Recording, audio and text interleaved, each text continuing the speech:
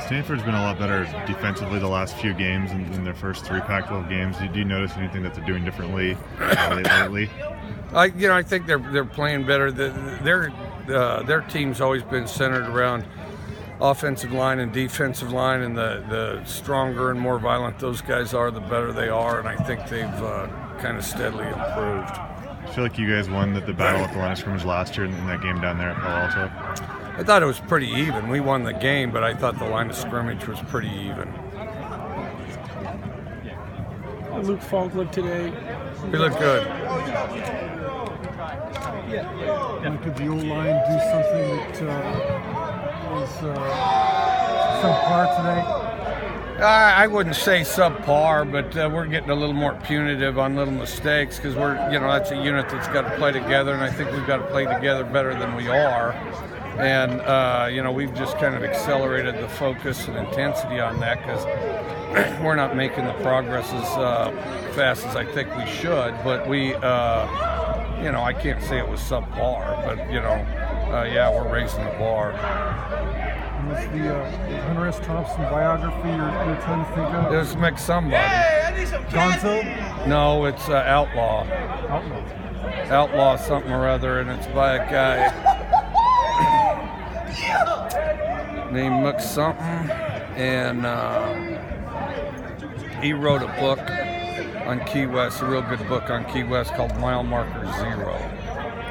Are you a Fear and Loathing fan? I've read it. I thought it was good. It's scattered, but I thought it was good. I like the journey aspect to it and the free flow impressions. Could use a little more transition, Seems like a lot of people this Halloween are being decisive on candy corn. Do you have an opinion on I've never liked candy. I think it's just awful. I think candy corn's awful. It's like fruitcake. There's a reason they only serve fruitcake once a year because it's awful. There's a reason they only serve mint juleps once a year because they're awful. And there's a reason they only serve candy corn once a year because it's awful. Now, that does beg the question why they serve it at all. But anyway, that's my opinion. When was your last encounter with candy corn? Do you touch it every now and sometime then? when I was a kid, and you eat it by the handfuls because that's all that's left, and you get sick.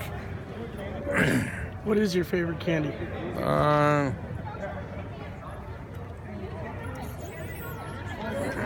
That's a great question.